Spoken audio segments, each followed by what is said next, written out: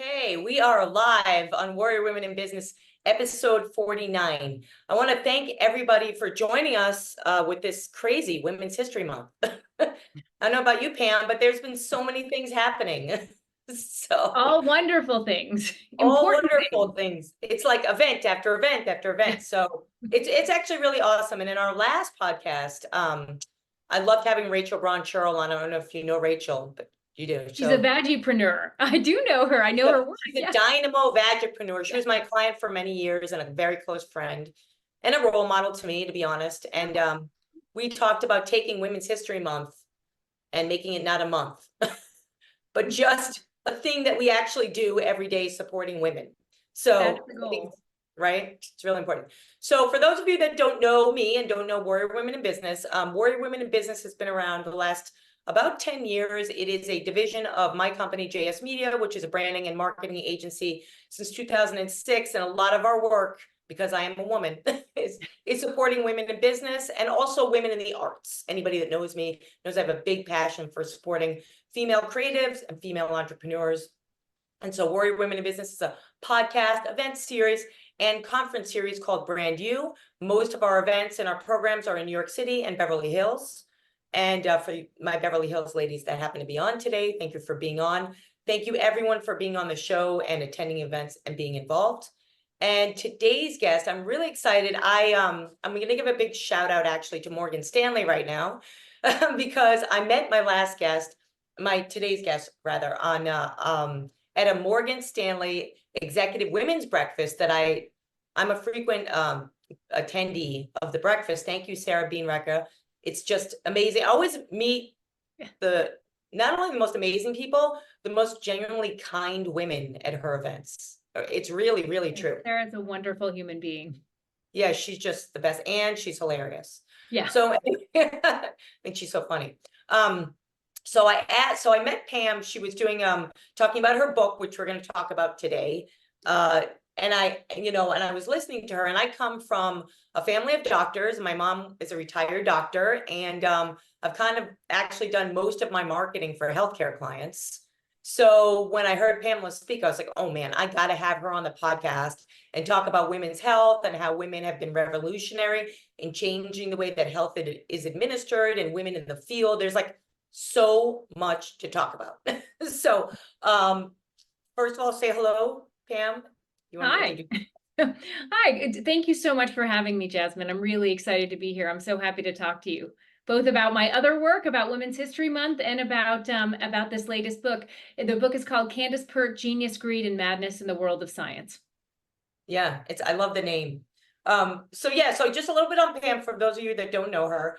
Pam is an Emmy-winning producer. Of course, she's going to be modest, and writer with a focus on women in the workforce, which is very important, especially this month. And we're going to talk about that. As she mentioned, she's the author of CANDACE PERT, Genius, Greed, and Madness in the World of Science. It's a brand new book, right? 2023? Yeah, it just came out in November. Yeah. Oh, my birthday. Yeah. So it's a biography of a maverick scientist whose visionary research led to both the opioid crisis. And I don't know if you know this, Pam. Well, you don't, because we barely know each other. But I actually had a client that is doing a social network around raising awareness around the opioid crisis, particularly in how it affects women. So we can talk about that later. But anyway, so I actually know a lot about it, weirdly enough. And her personal story forms a launchpad to discuss the most pressing issues plaguing science and healthcare today. After 2 decades working in investigative journalism, which is so cool, and documentary film, Pamela is uniquely positioned to tell the story. So all that being said, again, thank you for being on. Sounds like I want to talk to you about women's health. I want to talk to you about the opioid crisis. I want to definitely talk to you about your work in film and your documentary and journalist work. And so there's a lot to cover. I can't wait. Yeah, that's like, dive in. Do this in 30 minutes. Yeah. So that being said, I'd like to start with you telling everyone kind of like your journey. Who are you?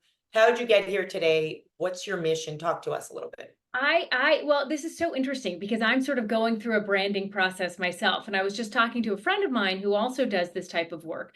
And we sort of came up with the mission statement that I am a leading voice in the new majority. So for the last, particularly for the last decade, I have been doing work, I mean, obviously women sort of and moving women forward has been a long-term passion of mine, but I've also done work for sort of the last 10 or 15 years, really in sort of a larger diversity space, sort of LGBTQ, Oh, um, African American, or so, that I would say the new majority. But again, women are sort of, that's the yeah, it closest is the thing to new my heart. majority. You're right. Yep. Yeah. So that's, Yeah. but the other thing is it's funny to mention because I don't have a linear career at all.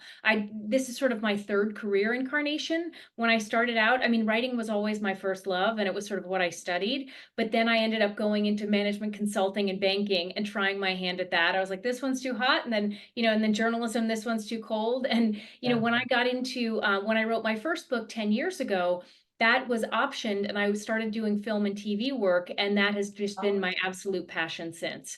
And in fact, Candace Pert, this project started, I thought it was going to be a film project first, but then it morphed into a book because the more I dug, like I put my investigator hat on, and the more yeah. digging I did, the more things didn't add up, and I just got obsessed. So I needed another book.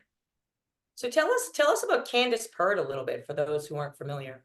So Candace was she passed away in 2013, but she was a renowned neuroscientist and pharmacologist who, as you said, stood at the dawn of these three revolutions. One is the opioid crisis, the second was the AIDS crisis, and the third, Mm. which is, full of buzzwords today, was really the mind-body revolution. Her Oh seminal yeah. studies from the early 1980s prove the mind-body connection and really have led to integrative or functional medicine as we know it. So she Mm. was this sort of scientific prodigy who was there, what I say is long before there was Bessel van der Kolk, and his best-selling Yeah. The Body Keeps the Score, there was Candace Pert. All the stuff that he's saying in his book about sort of trauma and mind-body link, she Yeah. was saying in the early 1980s. So she really did change history because she launched this entire paradigm shift in medicine.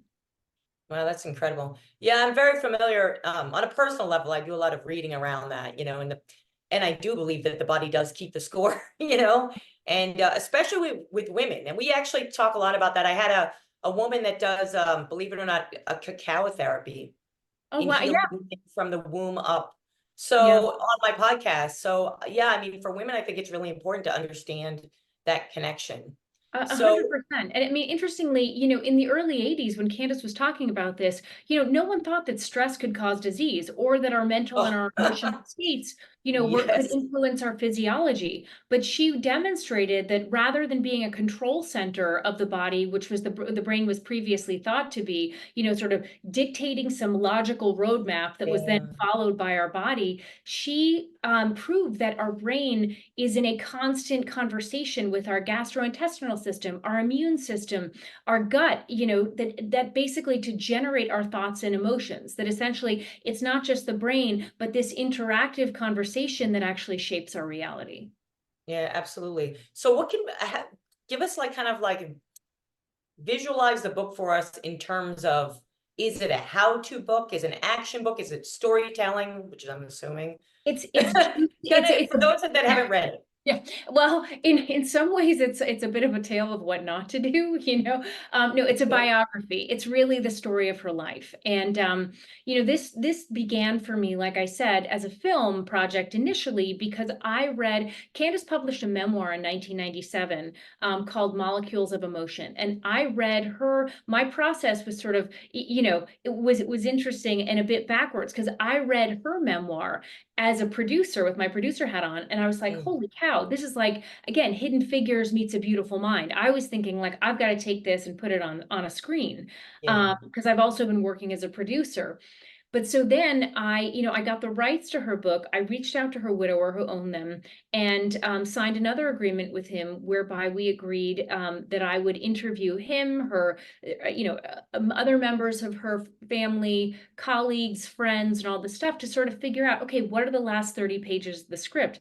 How does her story end? And what I discovered was more sabotage and sort of juicy crime type material than I ever could have Oh, imagined.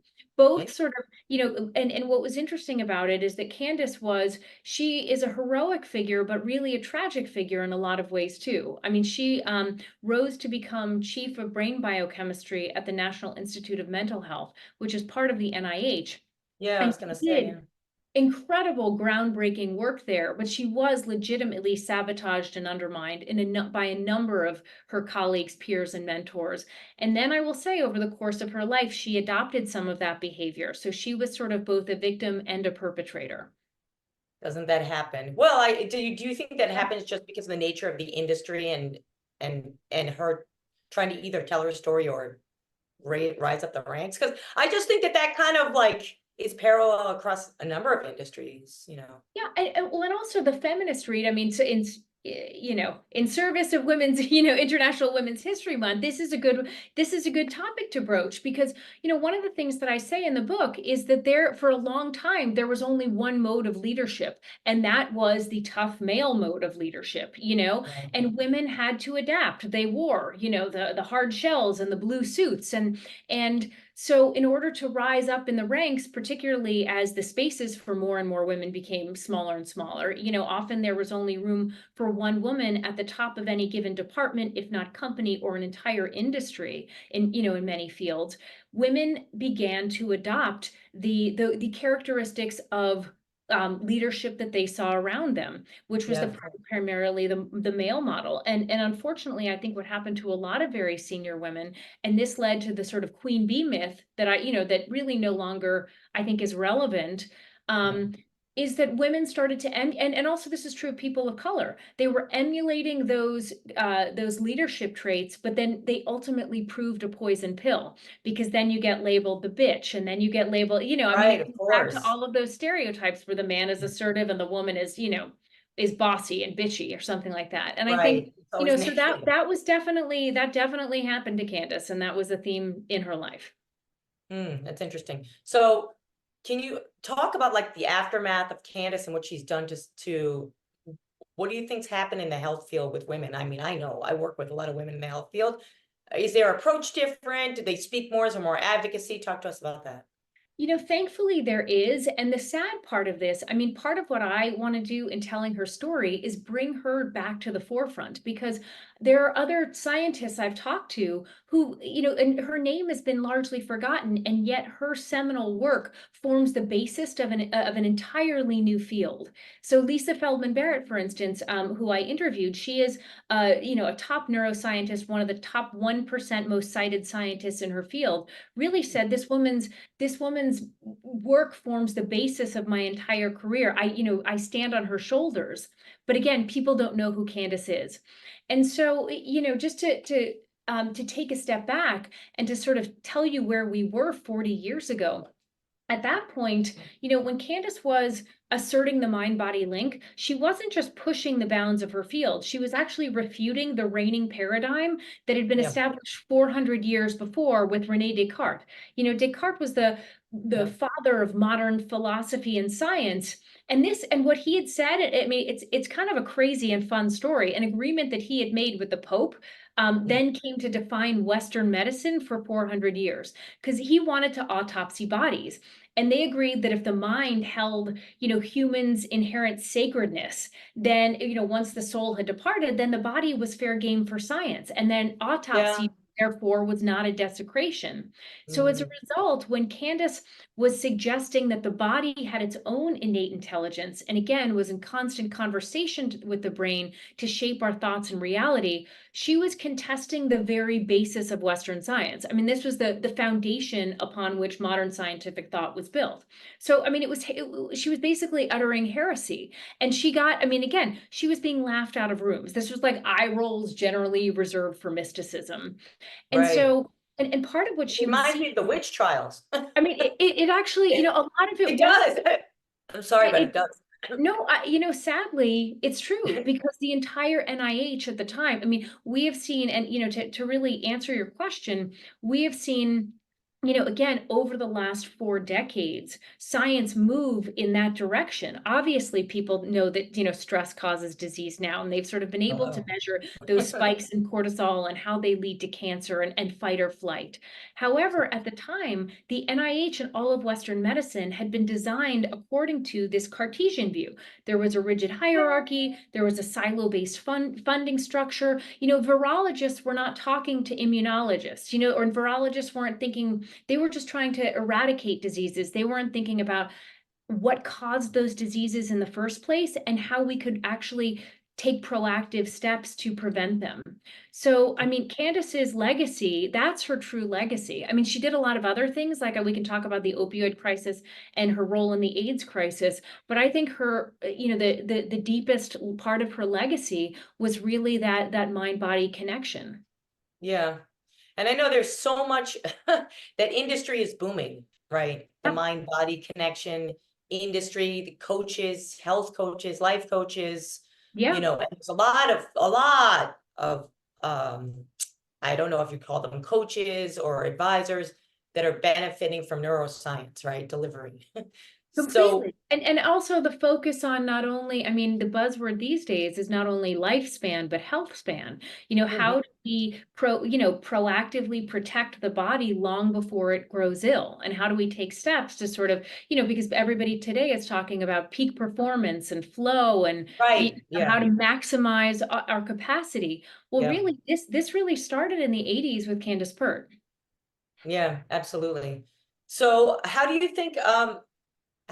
where do you personally, since you've been studying this so much, Yeah. where do you see the future, let's say in the next 10 years, in terms of Eastern and Western medicine colliding, the changes between mind, body, and traditional pharma? Let's talk Yeah. about that. What you Well, see. interestingly, I mean, one of the things, so I'll tackle the sort of pharma piece first. And I think, part of what I say is Candace was both the Pandora who sort of opened the box of this industry, and also the Cassandra who ended up really warning pharmacologists and physicians, saying that they had basically become trigger happy when it came to prescription drugs. Right. Part of what Candace was doing and what she studied in her graduate degree when she got a PhD was neuropsychopharmacology, basically trying to figure out the way certain substances, how they fit into sort of receptors in the brain or in the body, and to cause chemical reactions. She pioneered a technique that is still used in science and by pharmaceutical companies. And so what this did is it launched an absolute revolution in drug development. Everything from, all SSRIs, like, depression medication, Yeah. everything from Viagra to opioids are really traced back to sort of her early work in the 1970s. However, then she saw, she actually thought, I mean, and again, particularly with her work with the opioid crisis, she thought that she was doing work that would help eradicate drug addiction. But what ended up happening is sort of pharmaceutical companies latched on to her early work and her discoveries, and then ended up creating more potent analgesics, not just opioids, but also drugs to sort of treat a variety of symptoms. And what she said, what she was observing, was psychiatrists and psychologists treating the mind with no regard for its effect on the body, and then physicians treating the body with no regard for its effect on the mind. And so what she was Very saying is, truthful. yeah, like, hold on a Yeah. second. How, if they're linked, then they have to be assessed and addressed together. And I think, again, her legacy, and I think where we see this going, to get back to sort of, your initial question, what she was saying, she became somebody who was really rattling the cage and saying, hold on a second, most neuropsychopharmacologists at the time, and arguably today, just like, oh, you got an issue? Like, take a pill, change your life. Right. Like, they're signing up for the quick fix. But Candace argued that psychiatric medications and other medications too can often mask the symptoms of disease while leaving the root cause of trauma untreated. And she said, Absolutely. yeah, there are natural means that you can heal the body through the mind and vice versa. Sometimes it takes more work, but ultimately it's more effective. And I think that's what we're seeing now in modern medicine with, and again, a greater focus on figuring out how not to get sick, but when we do, integrating things like meditation, biofeedback, EMDR, all the things, frankly, that Bessel van der Kolk advocates in his book, The Body Keeps the Score, Candace was advocating 40 years ago.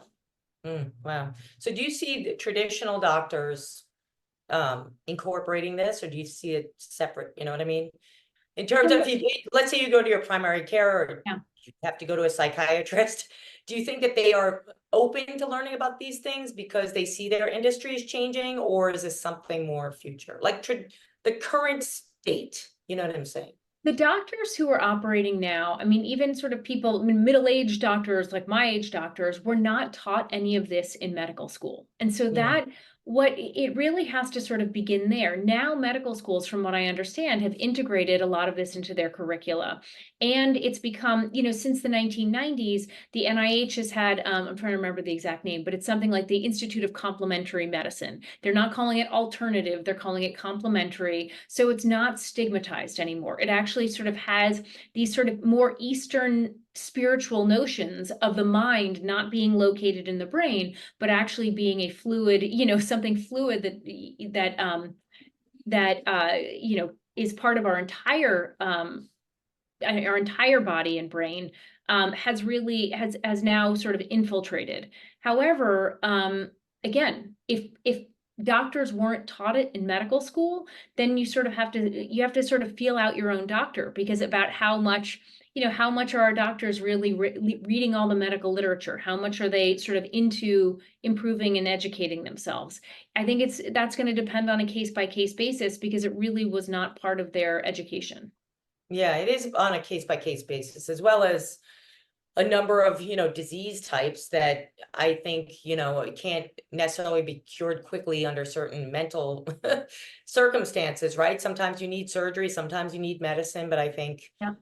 just looking at it in a very holistic way, it's about understanding how that aftercare works, and right, Yeah. and how that you can use a mind body work, or as you mentioned, the complementary medicine to support yourself. So I guess the And question is, how important is self-care as well, beyond just traditional going to the doctor, right? Because isn't the yeah. accountability also on the person? Yes, I mean 100%. And I think, and again, I think the best doctors these days are sort of, you know, I mean, I really love my doctors, and I feel like they are sort of, you know, I mean, they know that you know, that I try to take care of myself, but I think that they're always very, you know, that their questions are very thorough about my sort of personal habits and things like that, you know, to make sure that I'm sort of doing as much as possible to sort of stave off disease. But I think, you know, one other interesting point is that, you know, so many things, so many diseases once dismissed as mental disorders are now, and this is what Lisa Feldman Barrett writes about. She's written two books, one called How Emotions Are Made, and I think the second one is called 7.5 Lessons About the Brain. And part of what Cool. she talks about is how, and again, Candace, she is like sort of a successor to Candace. You know, she's building upon Candace's work. And what she said is that illnesses previously, like depression or anxiety, previously dismissed as sort of mental disorders, are now actually increasingly known to have roots in the physical, because inflammation, all different types of inflammation, can cause what she calls misbudgeting, and you know, which you know, or misallocation of energy. And so essentially that can make us That feel kind of makes perfect sense. Yep. And so again, this Physical this perspective. sacred boundary between brain and body, something that Candace you know, promoted and improved 40 years ago, is finally now being accepted and integrated into the medical field vernacular. Yeah, I mean, a lot of anxiety specialists talk about, now they talk about, you know, the triggers from the body to the mind. And it's like, Yeah. oh, it's a no-brainer that you would not feel well, and you would have fight or flight if your body is off. So Yeah. yeah, I do And a lot of using stuff. techniques like meditation or even breath Yeah. work and things like that to sort of unwind those triggers. Like one of my favorite examples, it's like, okay, you can't stand your mother-in-law, but you're going to, you have to go see your mother-in-law over the weekend. So all week, your body, you're sort of, you're having this like Stress. anticipatory anxiety. Yeah. And so Mhm. your body is actually, shooting out those like cortisol, all those stress Yeah. hormones, as if you were currently in that situation. Your body is reacting, as if Absolutely. you're currently in the, in that, at her house. And the reality is, you're not in there's no clear and present danger, and yet you're still in fight or flight. So there are all of these techniques that now, increasingly some doctors, some, alternative healers and things like that are teaching people to sort of unwind those stress triggers or unwind those potential trauma responses. Well, it makes a ton of sense. I mean, especially in today's world where everything is so fast paced and it's hard to stay present when you have so much going on. So I think staying present is challenging, can be extremely helpful, you Yeah. know? So I No, think and it's so elementary, but people yeah. seem to forget about it.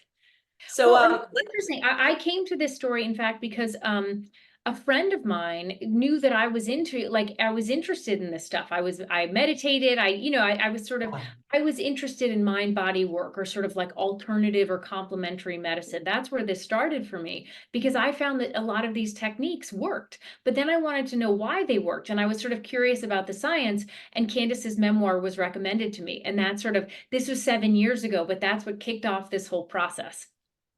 so let's talk a little, thank you for sharing all that information with us. I actually think it's very helpful for women to understand, taking health into their own hands, really, and understanding all the tools that we actually have that we may forget about or maybe don't even know about. So I was going to mention also in the show notes, I'm going to put in any resource that you want to put in, books, resources, links. We're going to put that all in there so everybody is healthy and knows what's happening. So let's talk a little bit more on, let's switch from the book, if you don't mind, a little bit, and talk a little bit more about what you do in film and producing and in writing, maybe some new projects you're looking to work on, maybe something that you recently did. Let's talk to us a little bit about that. I'd love to. So, I mean, again, this was really an organic trajectory for me. I mean, I'd done theater my whole life, and I'd been producing theater and been on theater boards for 25 years. So this was sort of in my wheelhouse and something I felt really passionately about, but it just hadn't become part of my career. And then 10 years ago, 11 years ago now, gosh, I published my first book, which was called Stiletto Network. Again, nod to women's history. Stiletto Network, Inside the Women's Power Circles That Are Changing the Face of Business. And this book was about an underground movement of women's dinner groups and networking circles changing the world. So Mm.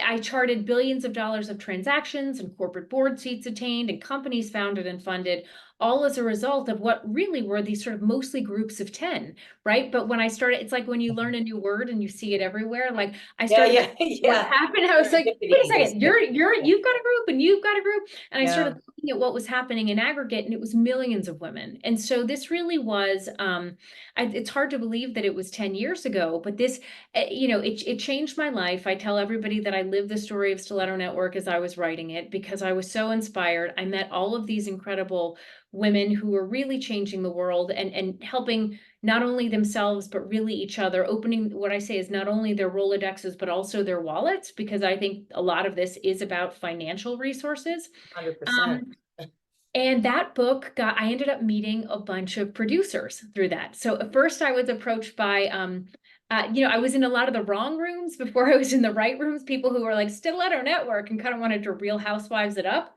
And then Yeah, ended up with, an incredible team developing a scripted show. Um, based on, that book was nonfiction, but we were making sort of a network scripted show based on those themes. Because again, this was, it was published concurrent to Lean In. Then I could never have imagined what would happen with Me Too and the march and the women's marches. But it right. really, and so that show ultimately sort of didn't go forward. But what it made me realize is that I absolutely loved this work.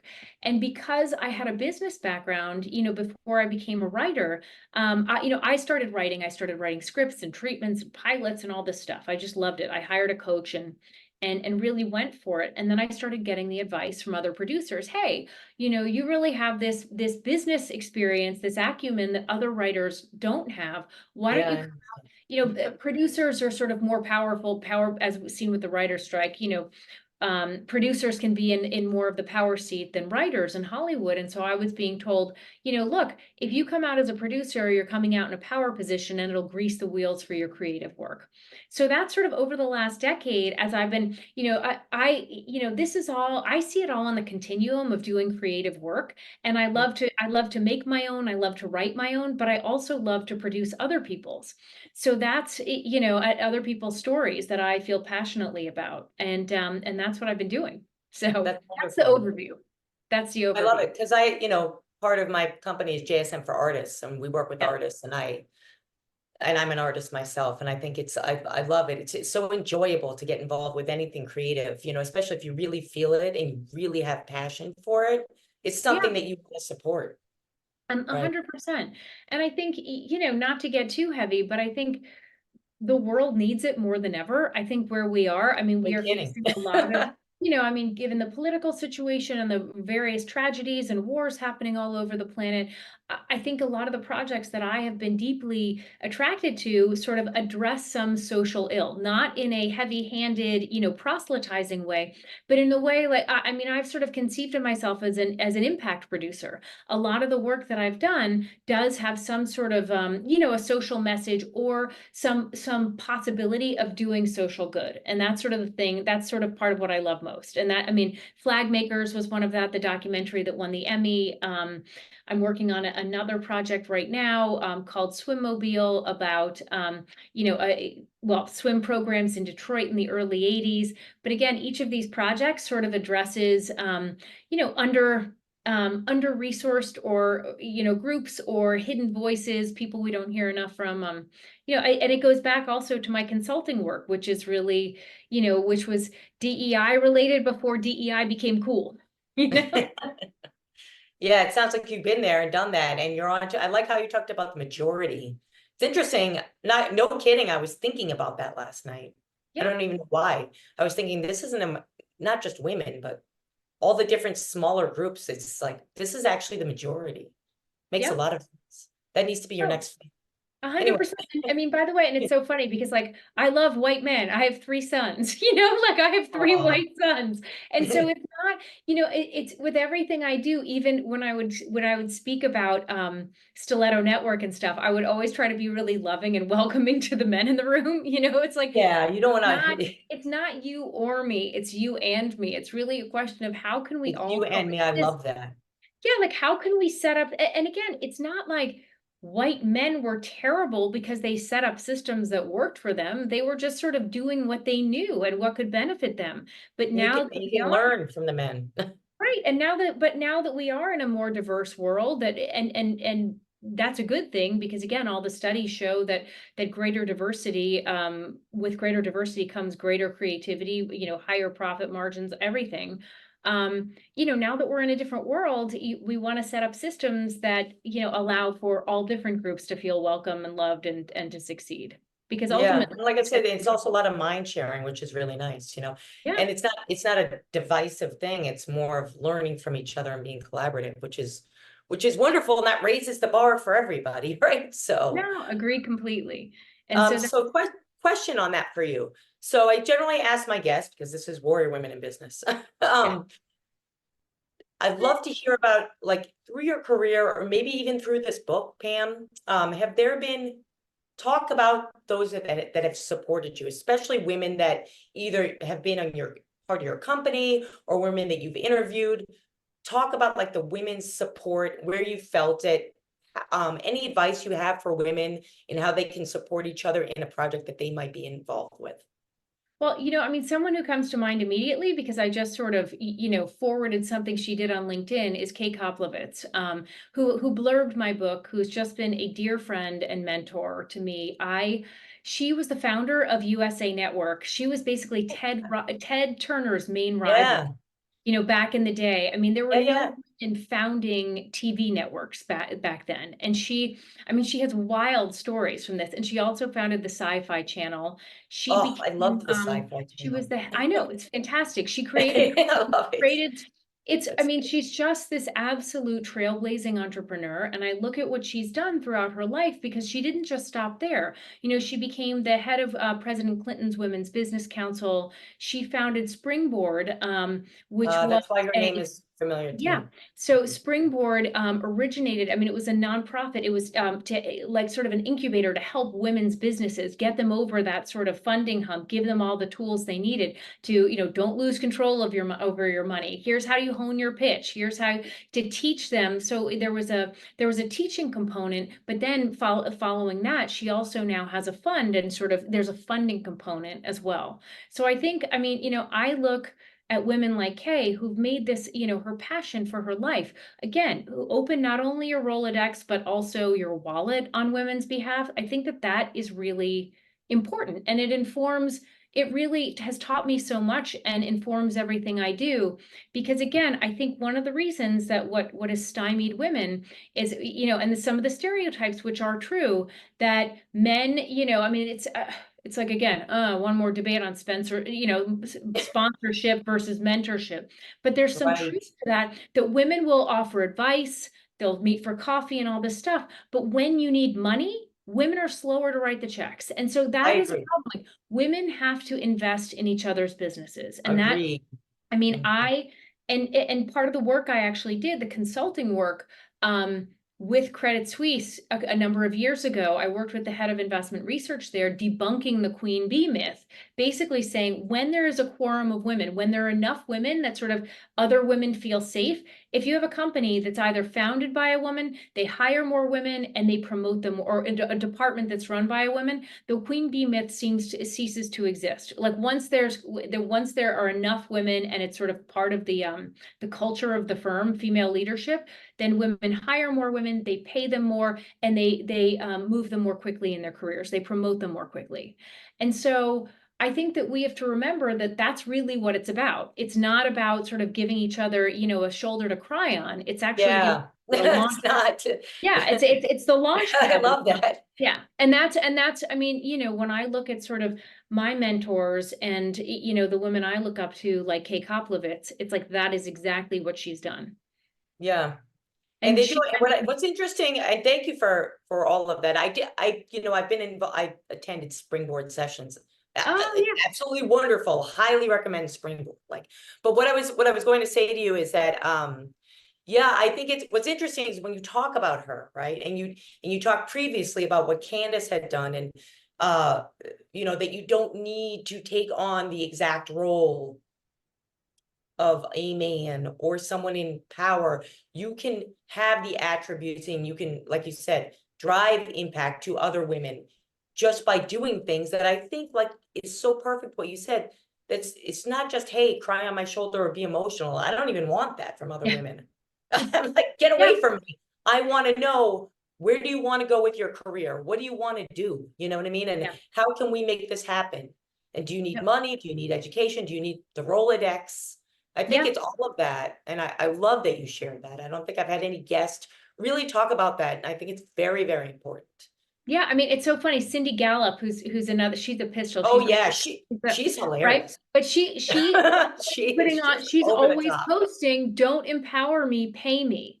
You know, I mean, I Absolutely. think essentially that's what it comes down to. I think there's a lot of fuzzy language around moving women forward, but I think actually it comes down to, you know, shifting the financial dynamics, because ultimately, 100%. you know, I mean, there are many ways to wield power and leadership, but money is an important one, and giving women the resources that they need to create, you know, to again found companies, because there is, I mean, history has shown that that entrepreneurship is in many ways the door to the palace. You know, that like, I mean, you're a woman entrepreneur, right? And so you know that what did in Stiletto Network, one of the female entrepreneurs said to me, well, there's only a glass ceiling if you live in a house that's built. You know, if you Ah, get to build your own house and you get to create your own culture, well, then, you know, you're not fighting against, you know, 100 years of like, you know, working at whatever investment bank, clawing your way up the corporate ladder. You're sort of, you get to create a new value system. And I I think love that's what I've seen women doing, just, you know, at an incredible rate. And I think that's eventually what's going to be, you know, our great leap forward. You're absolutely right. And having the financial discussions. Yeah, I think having the financial discussions. I think 100%. we all need to do it, because if only a few do it, it's not gonna make the mass difference. Yeah. I So, mean, those are some of the most, I am blessed with very wonderful female friends, and I do have those discussions with them now, and openly. I'm divorced, and so like this is I have to like I've got to we make money, have to. and this is, Yeah, and this is, I mean, I I think do. this is the last taboo topic. I mean, people were talking about sex long before Right, they I were mean, Rachel about talks of money. all about vaginapreneurship, and I'm like, okay, it's fine, we can talk, let's talk about it on the podcast, you know? Money is like, oh my God, no. Yeah. No, 100%. And figuring out how to make those asks, and also as a woman, how to take some risks and offer. I think that's really, again, if there's one thing that I think is going to move us all forward, it's that. It's actually us financially backing, women and people of color, because I think we that's, need to have some women-run banks. yeah. And actually, I will I give mean, a shout sure there out. are, I just don't know them. I will give a shout out to a woman who is also I met through Stiletto Network, who Malin Yen, incredibly successful entrepreneur in Silicon Valley. She joined the founding team. She was one of the top IP attorneys at Cisco, and then joined the founding team of a Okay. company that became a unicorn, did incredibly well herself, and then founded Operator Collective, which is it's a funding vehicle for, I mean, this is I'm giving you a basic definition of what they do, but it's a funding vehicle for women and largely women and people of color, but the model is so innovative and so unique. And I'm a very small LP, but a very proud LP in that fund. Ah, okay, congratulations. Yeah, so Well, we'll Operator also put that in Collective, the show everybody notes. check it out. Anything that you can provide to the women, because we're all ears, and it is about helping. So we're women in business. I know that I asked you to be on very quickly, and I didn't even know you. I was just like so impressed with what you were talking about. And again, like I've worked with so many women in healthcare that it very much resonated. But when I asked you to be on the podcast, what did you think of the term, or the brand Warrior Women in Business? What did it say to you?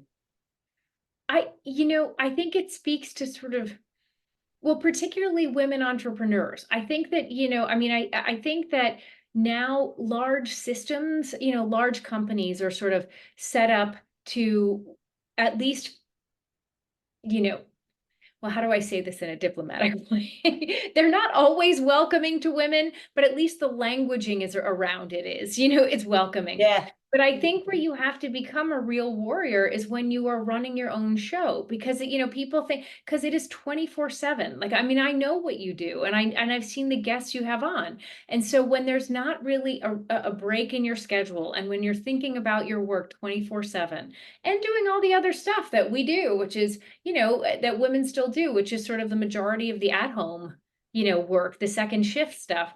I think that that's like, that you do have to become sort of a warrior, and you can do, but I also think there are many ways to be a warrior, and there's not just, and it is a word that has male connotations or masculine connotations, but in the same way that, like, I think terms like leader have been overtermed, or That's you know, interesting. that the characteristics that define leadership aren't necessarily masculine anymore. I think we can also say the same thing about war. Like, there are many different ways to keep fighting, and one of those ways, or in some of those ways, are distinctly feminine and no less powerful. Yeah, and I think Sorry, women it took have. me a little bit to get there, but I was like, what No, do I I think? love that. And I also think you got me thinking, actually, and I've been doing this for so long, but you got me thinking about, like, having a higher threshold for pain. I don't know, you just made me think about, because we're talking about health and having babies, which you've had, and I can't even imagine the pain, honestly. So, I mean, I did get the drugs. Like, I did. I know, but still, I I mean, did get the epidural, but yeah, it didn't feel great.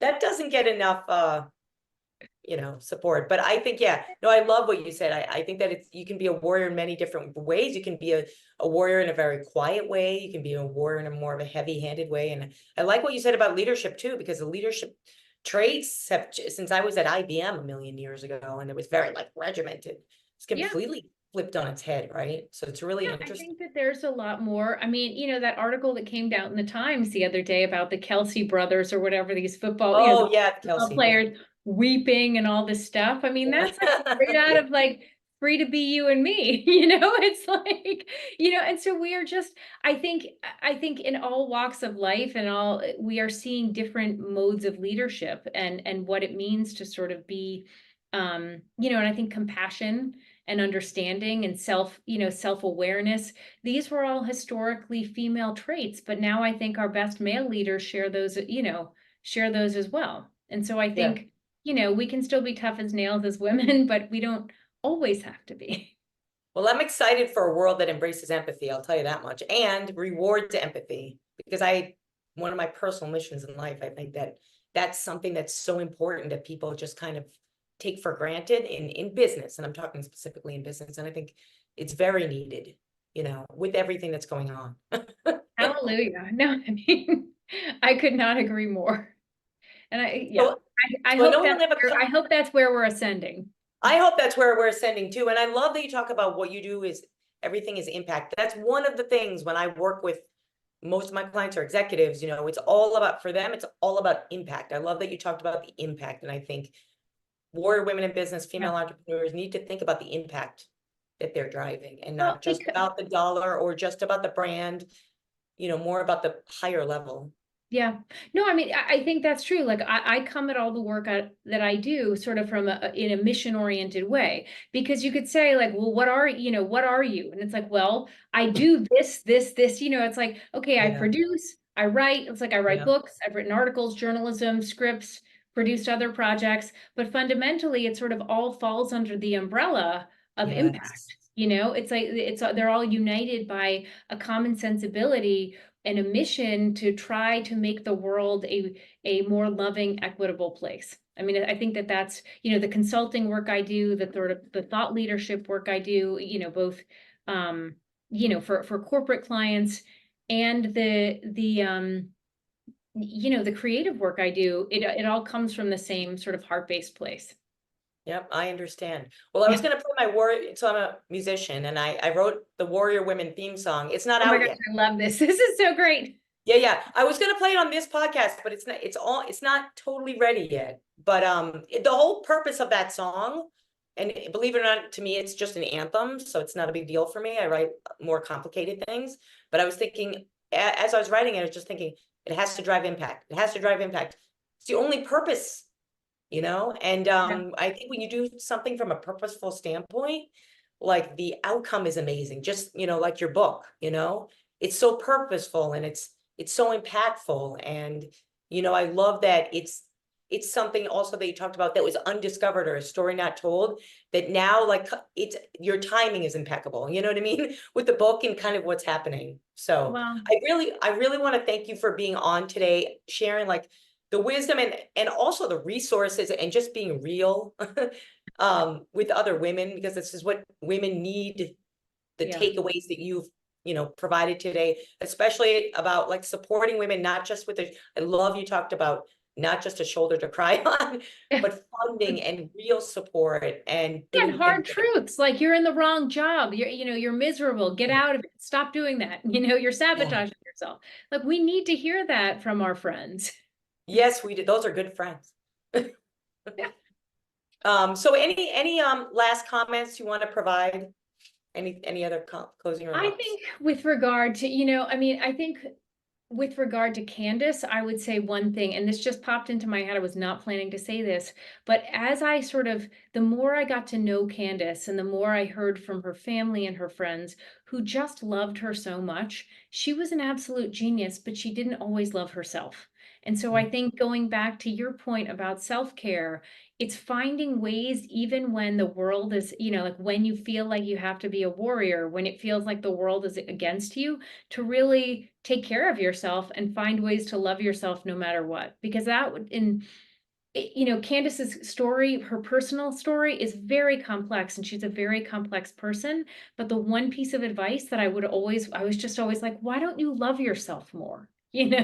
So it's kind Yeah, of I mean, hard, but it's true. and that's where all that trauma and body, am I Yeah, right? I do a lot of reading on 100%. psychology, believe me. So Yeah. I'm very, very interested in that subject. I wanted to be a psychologist, but then I learned that you had to go to school longer and I said, forget. It's a So great But you integrate that in everything you do. No, I do. So I was thinking, I was actually been thinking about putting together a book club, a women's business book club. Hooray. Yeah, and I'm thinking this will be the top book that I'm going to recommend to my new book club. That there's nobody in it yet, but Okay, that's how it But this is starts. That's so how stiletto it's so networks are built important. too. Yeah, no, it's so important. I mean, covering health and business and all of the self-care. You can't run a successful business if you're miserable and sick. So I think this elementary. So, okay, thank you so Agreed. much. Like I said, Thank all the you. resources, the link to Candace's, I'm sorry, Pamela's book, and all the projects that she wants to share with us, we'll put in the show notes. I want to thank Pamela for being on. Also in the show notes, any contact information you want to provide, Pamela, I'll put that into the show notes. Should any of you want to talk to her, she's fabulous. I've learned so much in the last 35 or 40 minutes. So I'm so glad I reached out. I'm so grateful. Thank you so much. Yeah, you're welcome. You're welcome anytime, and probably have you back on for your next project. I'd be honored. And as the world opens up more, we do events as well, and just some things I want to talk about. So maybe we'll do a showing of one of your films or something. That We're would be very amazing. open, Thank you. very open to doing things. So coming up, this is Women's History Month, so it is crazy busy. What is it? It's Monday. On Thursday, I'm interviewing Tiffany Davis, who is I'm in the Women's Business Network in Beverly Hills. It's amazing. I've seen it grow from 60 women to like a couple of hundred in a year. It's part of the Beverly Hills Chamber. And anyway, so she just ran for council in Beverly Hills this past week. So she runs a entertainment firm. She's a powerhouse, a dynamo. So she's going to be on Thursday live, and then I have a number of other guests that are coming up this month. So it's a very, very busy month, and then we're planning for live events, which I love to do. I don't love sitting in the front of the computer. I actually love events and getting to know other women, supporting other women. So look out for events in New York and Beverly Hills coming up throughout the year on warriorwomenbusiness.com. This show and the show notes will be available in the next couple of days, so look out for your emails. And again, I want to really thank Pamela for being on. She's been an amazing guest. I had a very enjoyable time on episode 49. So thank you so much again. Thank you, Jasmine. You're welcome. And we're going to be signing off. Happy Women's History Month to everyone.